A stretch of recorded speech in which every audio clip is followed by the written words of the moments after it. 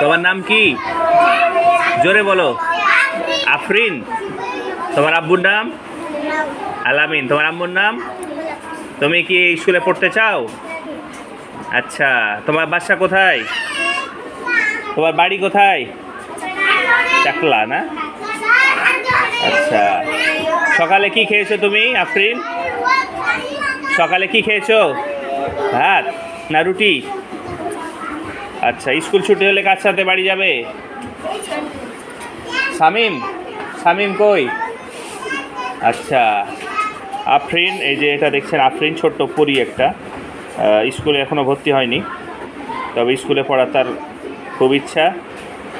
তার ভাইয়ের সাথে সে স্কুলে আসছে। তো সবাই আপনারা আপনার জন্য শুভকামনা জানাবেন, ও যেন এই স্কুলে ভালো মতো পড়তে পারে। তো ঠিক আছে, ধন্যবাদ সবাইকে।